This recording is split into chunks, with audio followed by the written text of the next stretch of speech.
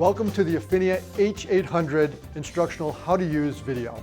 We're going to be taking you through the process of taking an STL file to a final 3D printed part. Now I will be going step by step through this process, but when you are printing later on, we do have a printed guide that is a step-by-step guide that will help you remember this process. First thing that we need to do is to make sure that the H800 is all set to go. These printers will typically remain on all the time, but if they are not on, the power button is on the upper right-hand corner here, and you can just press it once to turn it on and it will power up. The next thing that we need to do is to make sure that we have the perf board bed installed. Typically these beds will be installed when you get to the printer.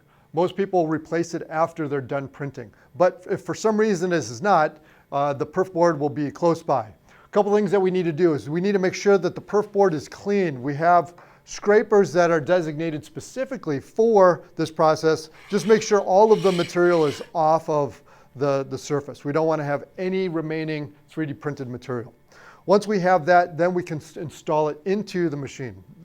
We can open the front door up, and what we're going to do is we're going to take the perf board, and it does have an orientation. There's some notches here at the back. You can see that those go in first. The front have just holes on it.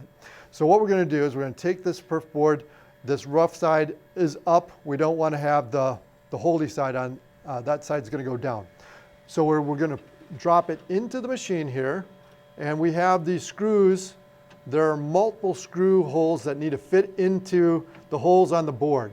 Now, as we line this up, we can start to try to push the board down to flatten it out gently, and then we're going to push it forward. And you can kind of see it snaps into place. The front edge lines up, and that board is installed. This can be a little difficult at times. The board does not line up very well. If it takes any force to install it, don't push on it. Don't jam it in there. It will damage the board. Just adjust it a little bit, and then you can give it a little bit of a push. It only takes a slight pressure to get it into place. Once you get it in, it's all set to go. We can close the door. The next thing we need to do is make sure that we've got material in, and the material is on the right-hand side of the unit. This wheel, lower right-hand corner, you can fit your fingers in. Pull this off. You can see that we have material installed. This is a white material. It lists ABS on here for the material type, white, and we can see that we have plenty of material in this machine. Put that back on. At this point, we are ready to get started. The H800 is ready. We are ready to go to our Afinia Studio. Now we're ready to start the Afinia Studio software. The Afinia Studio software should be on the desktop. It is this blue icon. Just double click on it and it will start the Afinia 3D or Afinia Studio software. This is the start screen here, and we can see a couple things that we need to make sure of. Up here at the top, there's a little printer icon. This is the printer number, and the printer number is on the side of the printer. Make sure that you have selected the proper printer that you're looking to print with. If you need to change it, you can click the drop down. In this case, I only have one printer hooked up here. If we had multiple printers, you would see the multiple printers listed. Make sure you select the right printer. Once we have that, then we are going to go to our build. We click on the build on the left-hand side. That will bring it to a new screen. And the first thing we want to do is initialize the printer. So we're going to come down to this icon right here. It says initialize printer. We're going to click on it. The machine is going to beep a few times, and then it's going to go through its initial sequence.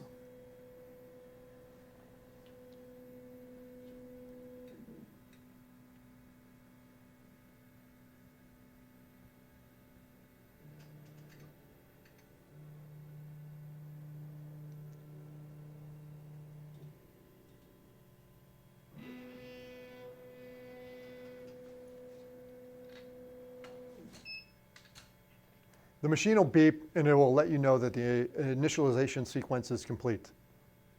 After the printer is initialized, we're ready to start loading our parts. So we need our STL file. It is recommended that you get the STL file on a USB drive. That's the easiest way to transfer it over to the computer, but you can also, if you've logged into the computer, you can get to it from your network drive or your H drive also. In this case, I have it on a flash drive or a USB drive, so I'm going to plug this in. And the first thing I want to do is to load our STL file. So we're going to come up to the plus sign and we're going to do an add. Click on add, and then it brings up another screen here, and we're going to click on add 3D model. In this case, it's going to pull up our file manager, and I'm going to navigate to my USB drive, and I have this Spiral 3D STL file, and I'm going to click on it, and I'm going to open it up. Once it opens up, it is going to bring it into the model, and you can see it's down here. It's kind of laying on its side, and it's not in the orientation that I want to print it in. So we're going to have to change the orientation and then get it placed onto the bed. So in this case, we're going to use the controls up in the upper right-hand corner. And there's a variety of different controls here. You can move it, scale it, a variety of different things. But what we want to do is rotate. And this rotate command, we're going to click on it. And what we'll see is on the screen, it brings up this control circle that has the 3 axes, so you can see it. And it also has the axes on the control panel up here. It also has some degrees on it. So in this case, the green is the highlighted direction that it's going to rotate. So and you can see here, this is green, and there's a yellow arrow that is pointing. If we go positive angle, it's going to rotate it that way. So in this case, I do want to rotate it that way, and that's about the x-axis, and I want to rotate it 90 degrees. So I'm going to use the 90-degree button over here. I could also type it in this location if I wanted to go to a different angle that's not listed, but I'm just going to click on the 90 degrees. It rotates it up into the proper orientation, and when I look at it, that is the proper orientation that I want it in. So what I need to do is place it onto the build bed. So in this case, this little arrow down here that says auto place, it will then take care of placement of the object or the STL file in the build bed. Okay, the part is all ready to go in the build bed. The next thing that we want to do is we're going to start having the bed start warming up. So we're going to click down on this maintenance command, and what we'll see here is that there's a few different options here. Most of these that we're not, you won't need to deal with. We have a perf board. That's the type of bed that we have. We are going to do a preheat. We want to do a 15-minute preheat. So we're going to come over to this heat command, and we're going to click on it. And you can see it turns red, and you can start to see that there's a little animation there. We also see that up in the upper top of the screen, we can see the temperature of the bed, and it is going up, and we have a red icon there. So it is starting to heat up while we're doing some of our other stuff. We also can set the material type. Now on most of these printers, you will not need to modify this. So, but the type of material is an ABS. We don't need to worry about the weight or the history that we have here.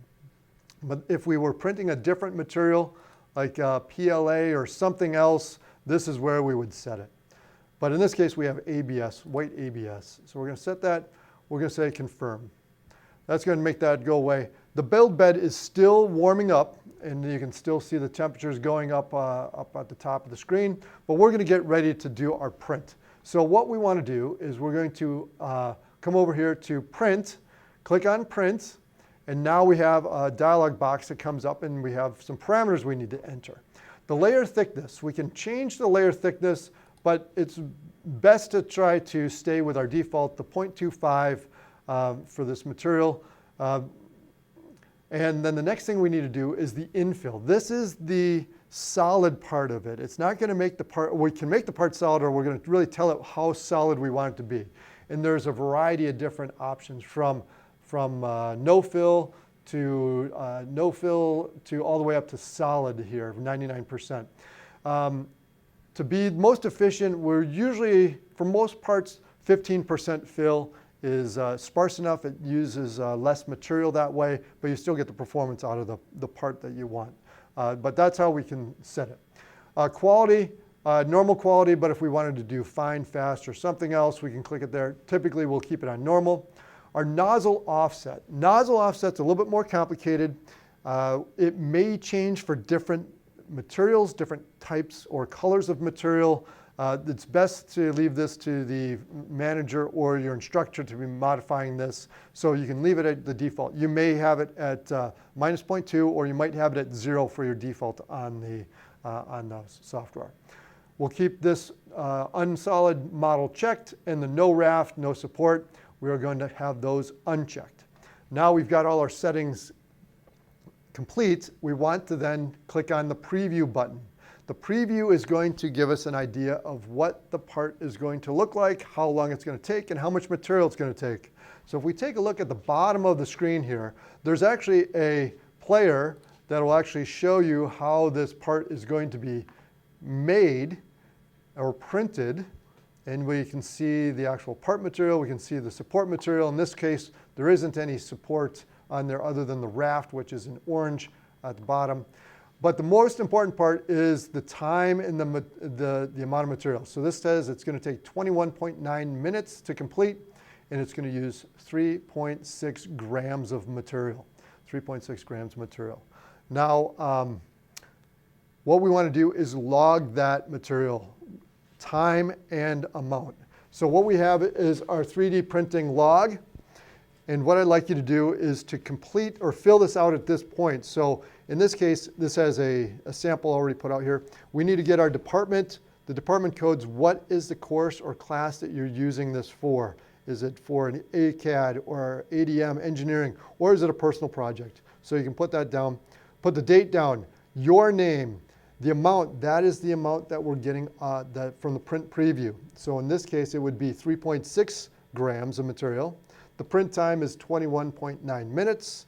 The printer is on the side of the printers, or there's a tag on it. So in this case, this printer is a 3063 printer, not this one. The instructor for the course, and then that's all you need to fill out initially. After the print is done, you can click here on what happened. Was it pass? Means that it printed normally. If it didn't print normally, did it air print? Did it warp? Was there some other problem? We'd like to have that log. So please fill out these logs. They're very important to maintaining this equipment.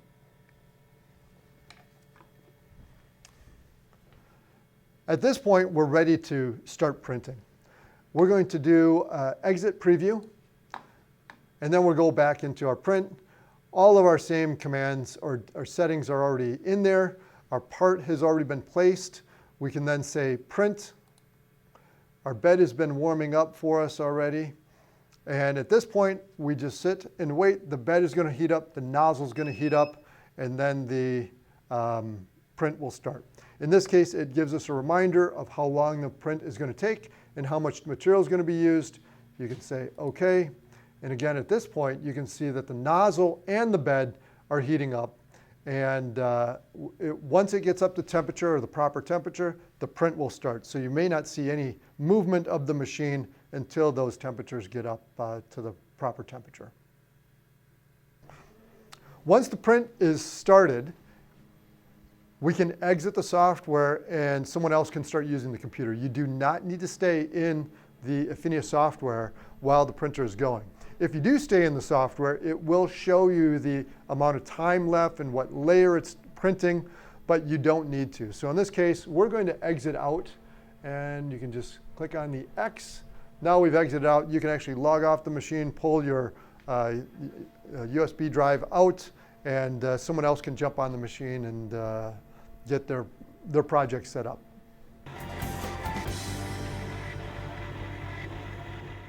Once the machine is finished printing, the bed will return all the way to the lowest position.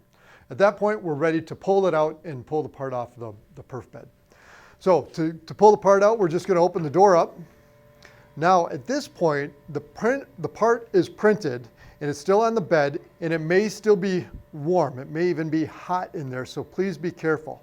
Now at this point, we do not want to do anything inside of the machine. We want to make sure that we pull the perf board bed out with our part and work on it outside of here. Never try to remove the part from the bed while it's in the machine. So we're going to go in and we can just grab the top and we're just going to slide it back. And again, it should be very easy. Once it's out, we can then pull and extract our part out. And again, this may be warm, so be careful. Now at this point, we need to get the part off of the perf board.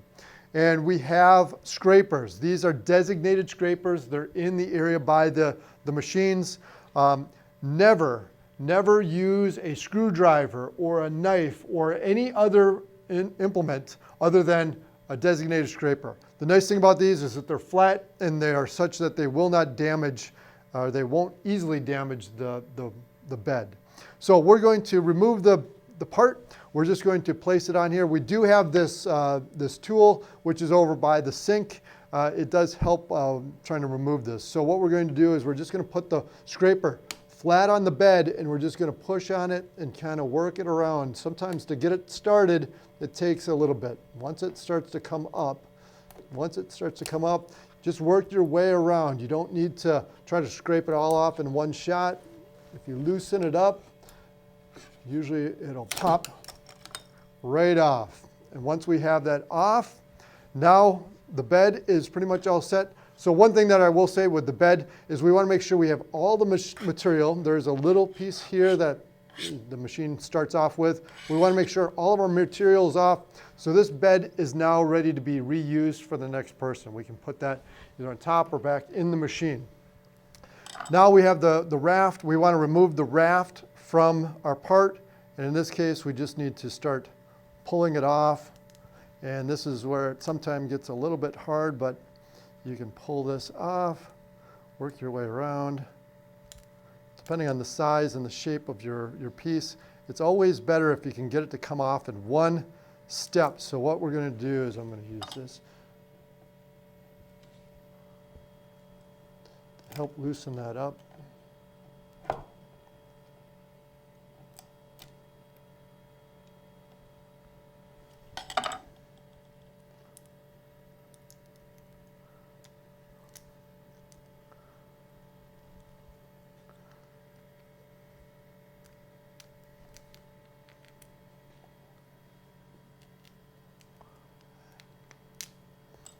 We've got a little bit left on there. This is where it gets a little tricky. We want to make sure that we're careful with our scraper. It can be difficult.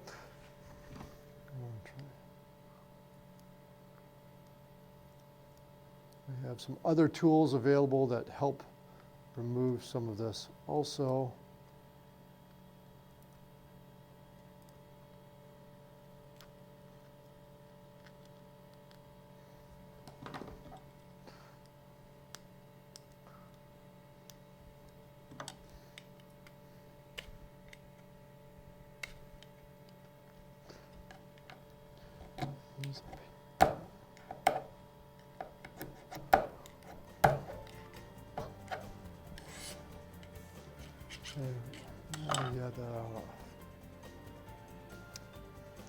All right, once you have all your support material off, congratulations, you have finished printing a 3D part.